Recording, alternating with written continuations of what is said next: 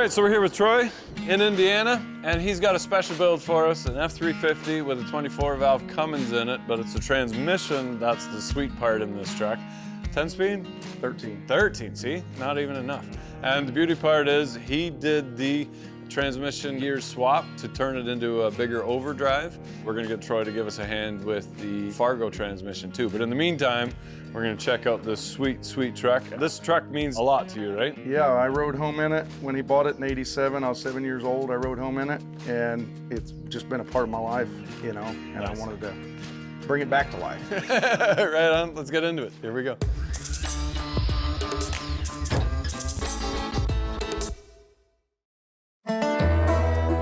There's so many life lessons learned on this truck. Every time a friend come over or a cousin or something, it was work. My dad had something to do. I got a detail for you. You know, you made sure everything was done before Dad came out and inspected it, because he was trying to find a spot that you're gonna have to do it over again. You might as well wash until he comes and says that's enough. You know what I mean? This may not be appropriate for the video, but my cousin was over one time. I was in charge of one side washing it, and my cousin was in charge of the other side. I got my side washed because I already knew the rundown. My cousin had his side done, and he come over and looked at it, and he said, when you wash your ass, do you polish the cheeks? Or you get up in the crack where all the dirt is? He goes, well, I guess I get my crack. He goes, look all that dirt down the cracks here and there, and pointed all kinds of different places. I guarantee you, he's 50 years old right now. When he wipes his ass every time, he thinks of that story. My dad had bought it new in '87. It was a 6.9 liter IDI, non-turbo, obviously. Yeah. Gyrocopters, have you ever heard of one? They're the one-man helicopters that the rotor blades aren't powered. So he was in a club and he flew those, and he kept these gyro in the trailer, enclosed trailer. Yeah. So this truck and an enclosed trailer stayed in his shop at the house, which is climate control. In '96, he bought a new 12-valve dually. This red truck was kind of getting to where it was kind of obsolete. Right. And he wasn't pulling the trailer all the time anymore. He's like, I don't need the red truck. And there's a gentleman that's been his customer for forever. Always wanted this truck. That guy bought it, and he had it for 20 years. I always bugged him and said, you know, I want that truck if you ever get rid of it. Yeah. It's like a time capsule from when I was a kid. Right. And one day, out of the blue, he called me. He's like, Troy, I'm ready to sell that. You ready to buy it? I'm like, yeah. I had a 12-valve dually at the time. By the time I bought it, you know, everything has changed so drastically. Speed limits weren't 55 anymore. The 6.9, my dad had turned it back down when he sold it to that old man because he didn't need the power. He just wanted to drive around like a car. And when I got it back, I'm like, nah, we were turning this dude back up. So I maxed it out on the little Stanodyne pump or whatever. Went to the scrapyard. My father-in-law was riding with me. I had a pretty good load on the trailer. We got out on the interstate pulling that load, and I, of course, held to the floor and ended up melting a hole in a piston. Blew all the crankcase vents out of it, filled the cab up with smoke, and I pulled over and stuck the crankcase vents back in it and instantly blew them back out. My father-in-law was like, whoa, what are we gonna do, man? I'm like, we're gonna drive this son of a bitch home. I mean, roll the windows down, you know? Smoke was coming through the steering column and everything, man. I mean, it was coming everywhere. And we drove it home. And I'm like, well, I guess I'm gonna have to do the swap now.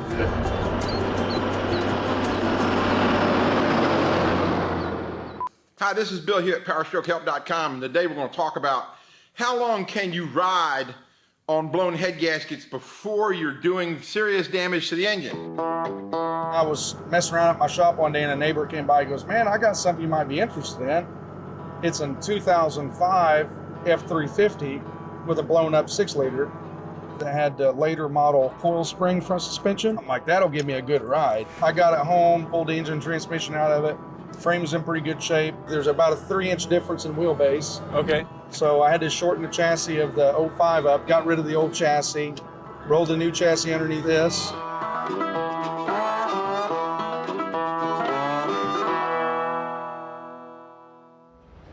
I had a donor truck that I bought for the Cummins. It's just a 24-valve VP44, nothing special. I didn't do anything to the engine besides new gaskets. I didn't even take the head off. Yeah.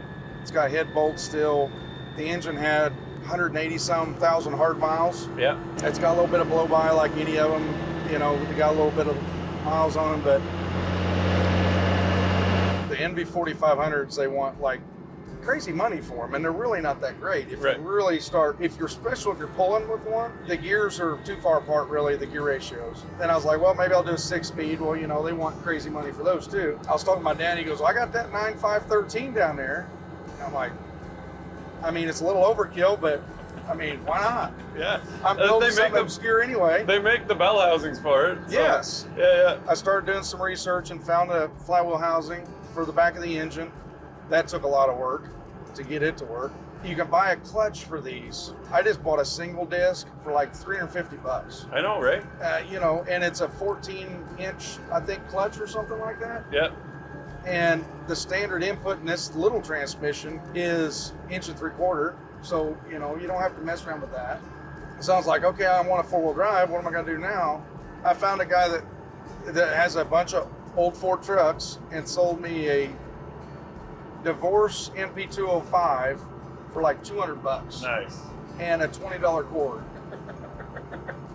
$20. You know, so I went down there and got it, rebuilt it. It's like I got to have a remote shifter anyway. Might as well do a twin stick. Yeah. My dad built the exhaust from scratch back in the day. I was able to use it with the 2005 chassis and everything. Okay. So the muffler, he made that muffler out of stainless when I was a kid.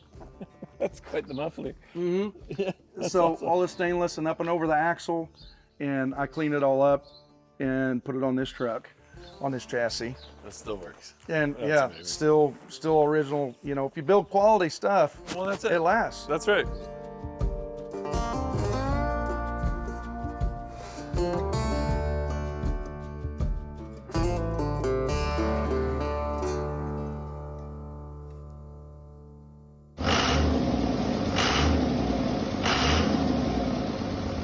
Basically, it's a stock VP44 with a little 60 horse box on it. The original HX35 with the manifold flip, but if you look down here, the thing about an SAE bell housing, flywheel housing, is it puts the starter on the passenger side. Right. And so you can see how I had to snake the exhaust around the starter because, you know, the exhaust is always a nice, pretty even shot Right. on these trucks. Right. So that was a challenge. What'd you do with the HVAC? Because it's vacuum controlled, right? Yeah, so the only thing that's vacuum controlled on this is the recirculate, I think. Oh, really? Yeah, and I Oh, didn't. who cares? I haven't messed with that. Yeah. Yeah. But So everything else is still cables. mhm. Oh, okay, right on. I haven't messed with the vacuum system because I haven't put the cruise on it yet. I'll put the rest of the vacuum lines on it with the cruise, Yep. that kind of stuff. Okay. I done Hydro Boost brakes off the 2005. Yep. I had the 4-wheel disc, and I'm like, I want the appropriate master cylinder to work with the disc brakes that was factory. The Fords didn't really have that great of hydraulics for the clutches. Okay. Everybody and their brother makes an aftermarket master and slave for a Dodge. I'm like, I'll just do a Dodge setup. Yep. That way down the road, if it's not enough, I can always upgrade it to some crazy aftermarket for a heavier clutch. So that was interesting, trying to get my pull style clutch Yeah. to work with a Push style. a push style Yeah. slave and have the clutch brake work and have enough throw. I have a lever arm that's like that long coming off the cross shaft in the transmission bell housing. A 1/16 of an inch one way or another is a make or break. Yeah. So it took a lot of versions to get it where I needed it. Reverse, I and then don't that's it, use right? it all the time. No, If you no. sit at a stoplight, it's a little annoying. Yeah. So you know, I just kick it neutral and sit there. Does it have a body lift? All the frame mounts were stripped off of it. I used the body mounts off the original chassis, lowered the truck body down where I wanted it. I think it ended up probably about a 3-inch Okay. because I had to make new bumper mounts anyway. Right. But I'm pretty sure it ended up being about a 3-inch because you can see the frame, and typically on Fords you can't see the frame Yeah. on them. Yeah. But I did want that because I had done a conversion for a friend of mine, a Cummins in a OBS Ford, Okay. like your cat truck. Yep. And after I did it, we didn't do a body lift, and I had to pull the head off because instantly he went out and popped the head gasket. So he brought it back to me. And I had already put the engine together. I'm like, you want me to do studs and all that stuff? No, I'm going to be easy on it. No, that didn't last long. I don't know, 2 weeks? He blew the head gasket, so I had to pull the head off, and I realized how bad it was to even get the valve cover off without a body lift. So I did want the body up a little bit for serviceability. Yeah, because this is probably one of the lowest engines I've seen. Like it is tucked down. Yeah, it's down, and that valve cover barely does come off. Really? When it clears the rockers. Yeah. You know what I mean? Yeah, Because it has to come up quite a bit to clear. Right on. And then the suspension lift, you do have a lift on it? Yes, it's got a leveling kit. Yeah. And I needed to do shocks anyway. So I went with the Bilstein shocks because I haven't really found a shock that's better than a Bilstein as far as just OEM replacement style shock. They just work really good. I've done the dual steering stabilizers on the front because these are notorious for doing the death wobble. I honestly didn't do much to that kind of stuff. Oh, the air-to-air was fun to get in there. The OBS trucks have more room. Yeah. And I put these holes in it. This is out of an OBS truck. Okay. These trucks didn't have anything in the grill. Oh. No matter what you had, they were all solid across. Yeah. So I cut these in from an OBS to give more airflow to the intercooler. Yeah, okay. In 2005, the F350 single wheels versus the F350 dualies had different bolt patterns. I don't know if you know that. Oh, okay. The truck that I got for the donor chassis was an F350 single wheel. Yeah. Single wheels have a 10.5 Sterling, I think. The bolt pattern's different than the dually would have been, I think, a Dana 80. When I was a kid growing up, all the magazines had, I think it was called Aerocraft Industries or something. Okay. It was in the back of all the magazines, and it was dually conversions. Okay. And it was always this body style of truck in the ad, and it had dually conversions. They sold you the fenders and the dual wheels and all that. Okay.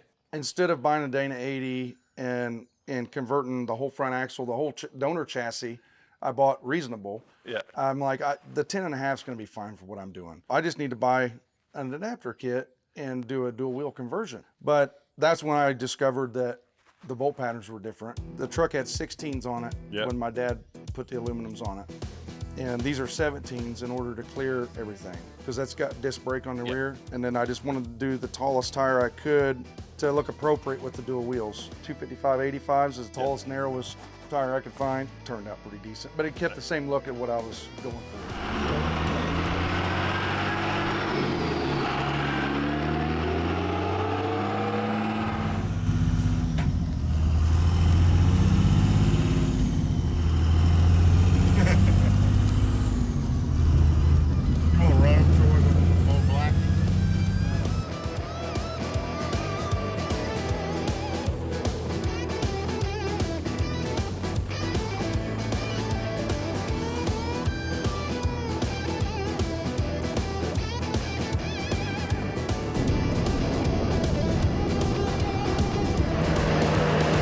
Then I got it all together, proud of it, took it for a drive. Like, this is not gonna work. It's got 370 rears. The gear ratio was just not tall enough for highway use. So a 13 speed, the main box it only has direct. Yeah. But the back box on a 13 has an overdrive when you flip it into high. Okay. But it gives you a 0.87 overdrive.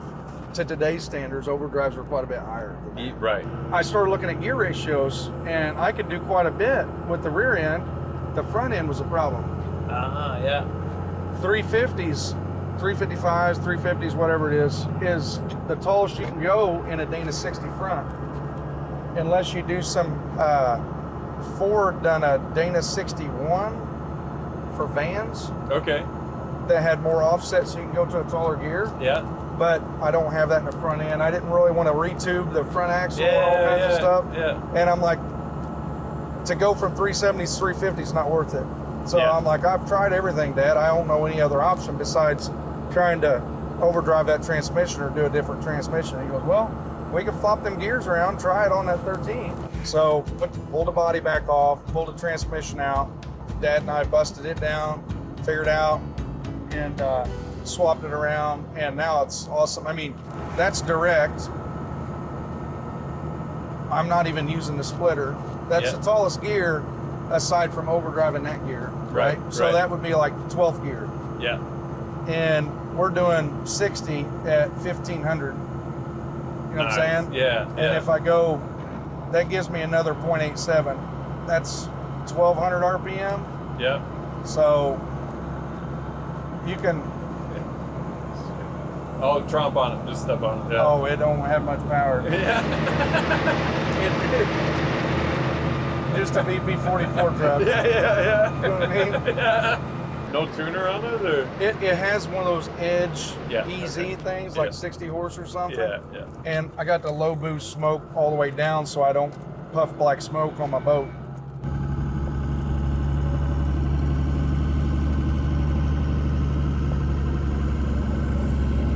Well, I didn't want to clutter up the interior with gauges. Yeah, all little pods, right? Right, Yeah. and you know, these are all original plastic. I really didn't want to mess all that stuff up. So Yeah. I'm like, I need something that fits in the original cluster that looks decent, but gives me fuel pressure, boost, pyro, and I wanted some outside temperature.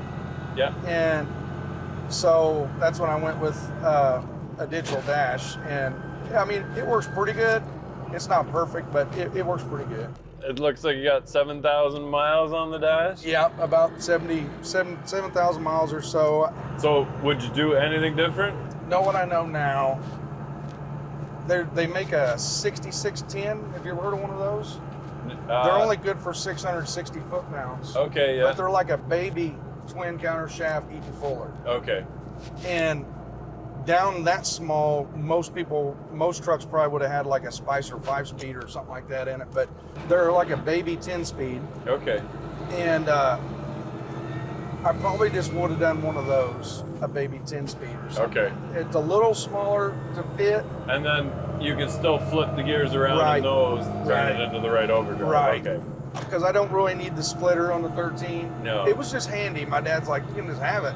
Right. And I'm like, I could buy that, $300 or $400 for a flywheel housing, a flywheel, and $200 or $300 for a clutch. I mean, you got a transmission that's darn near indestructible with, you know, even if I turn this thing up to make 1,200 or 1,400 foot-pounds, you're not going to do it continuously, so you're never going to break this transmission. Like Right, that. right. You know what I mean? So no, I mean, that's probably the only thing that I would do. And the shifter mechanism, if I didn't like the original interior so much and as good a shape as it's in, Right. I probably would have done maybe some buckets in the front Yeah. and put the shifter where it should be on top of the transmission to really simplify my mechanism. You use the mechanism from a cab over, you said? It has a cab over shift tower, which basically has a shaft that runs forward and back like on a horizontal plane into the shift forks. Yeah. But it turns on the back side to side and pushes in and out for the cab over linkages to come all the way down to it. Right. I done that because it's low profile and it sits underneath the seat, and you can feel there is like no room underneath the seat. Oh, yeah. And that's just enough clearance. Yeah. That's just to get the shifter more in a convenient place for this truck. Yeah. I done it out of necessity, but now I wish I would have just done like bucket seats in a regular shifter. Okay. But you said everything on the truck is original? Yes. The original back bumper, my dad put this on when I was a little kid because a Reese hitch sticking way out was too much tongue weight. And so my dad had a extended tongue because he had a big generator mounted on the front of his trailer for power and whatnot. Mm-hmm. And so with an extended tongue on an enclosed and then a generator sitting on the front, the tongue weight wasn't going to be that great for like a Reese style hitch. Okay. So he bought this heavy duty bumper. It wasn't like this when my dad got rid of it. I don't know what all happened there, but back in '87, put this bed mat in. I think it was actually from Ford, and it was in the truck until I bought it. So it was 30 some years old when I got the truck. But the bed itself was showing its age. I had it line X'd and then threw the bed mat back in it. Right on. Yeah, it just takes up that damage, the dings Right, on the yeah, dents this on was the just top. scuffed up Yeah, and stuff yeah. like that, and it's like, oh, you can cover that up, it looks Yeah. good. I was originally gonna paint the truck, and it's like, man, it's just, that's all original. Right. And frankly, I think I wore most of that paint off when I was a kid, because my dad had me waxing this sumbitch like every weekend. My dad's original antenna with the bag phone he used to have in between the seats on the floorboard, that was the bag phone antenna, and back in the day. The thing I like the most about it is it's just a truck that I grew up with, and it's still solid. You can't find these trucks that aren't completely rusted out. They don't want complete mint for it. Right. My version of what I think would be a pretty cool truck to have, you know, with the Cummins and the 13, whatever, so. Troy, that's amazing. Thank you very much for the tour. That is a beautiful build. Love it. Yeah. And if you guys too, we've got a pile of these on the channel. We got a pile of them on debossgarage.com. Submit your vehicles there. When we're in your area, you might get a phone call and say, hey, can we come check out your build? Because we really want to encourage you guys to build your own trucks. But it doesn't happen unless you put your actual address and your actual email on there so we can get a hold of you and do a feature on our channel on your build as well. So, but like you said, it doesn't just happen. It's a lot of hard work. It's a lot of effort, but worth it when it's done. Yeah, yeah. You got something you can say, hey, I built that. Yeah, that's mine. It's a one of one. That's how I would have built it. That's how it should have been built in my eyes, and so I built it. So yeah, get out there and work on it, because if you're not filthy, you're not rich. Here we go.